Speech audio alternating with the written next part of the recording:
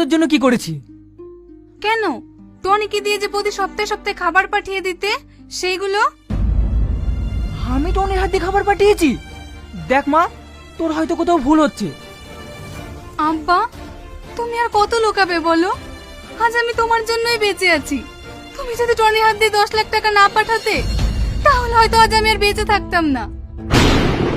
আমি তোকে 10 লক্ষ টাকা দিয়েছি? আমি তো কিছুই বুঝতে পারছি না। কি হয়েছে মা? তুই আমাকে সব খুলে বলতো। একদিন আমার পেটে প্রচন্ড যন্ত্রণা করছিল, তারপর টনি। আমার পেটে খুব যন্ত্রণা করছে, আমি বোধহয় বাঁচবো না। ও মা গো! আপনার কিচ্ছু হবে না, আপনি একটু শান্ত হন। ডাক্তার বাবু, আমাদের দিকে একটু দেখেন। আমার খুব কষ্ট হচ্ছে, আমি থাকতে পারছি না। খুব কষ্ট হচ্ছে আমার। আমাদের দিকে কি হয়েছে ডাক্তার বাবু? দেখুন, এই মুহূর্তে কিছু বলা যাচ্ছে না, তাড়াতাড়ি এনার পেটের ছবি করতে হবে।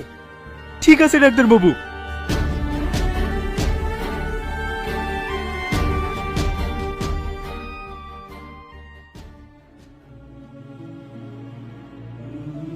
ডাক্তার বাবু, আমার স্ত্রী কি হয়েছে? ইনার দুটো কিডনি 70% ড্যামেজ হয়ে গেছে, তাড়াতাড়ি অপারেশন করতে হবে, না হলে বাঁচানো যাবে না। অপারেশন করতে কত টাকা লাগবে ডাক্তার বাবু? প্রায় 10 লাখ টাকা, আপনি তাড়াতাড়ি ম্যানেজ করুন।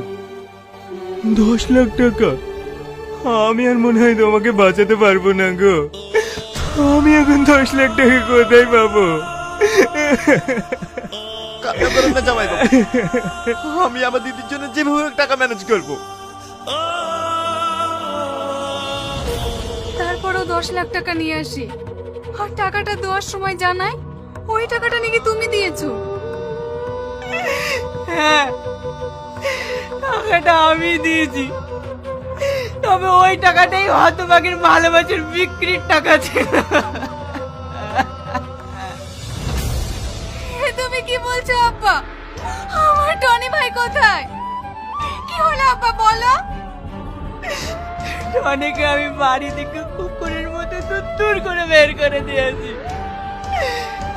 আমি নিজের মেয়েকে যতটা না ভালোবাসতে পেরেছি, ও তার চেয়েও তোকে বেশি ভালোবেসে তোর কোনোদিন অভাব বুঝতে দেয়নি।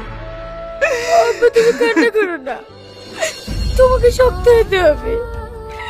কালকে যে আমার বিয়ে। না না, আমি আর বিয়ে দেবো না। আমি ওই হীরের টুকরো ছেলে টনির সঙ্গে তোর বিয়ে দেবো। চ, এখনই টনিকে ফিরিয়ে নিয়ে আসতে হবে।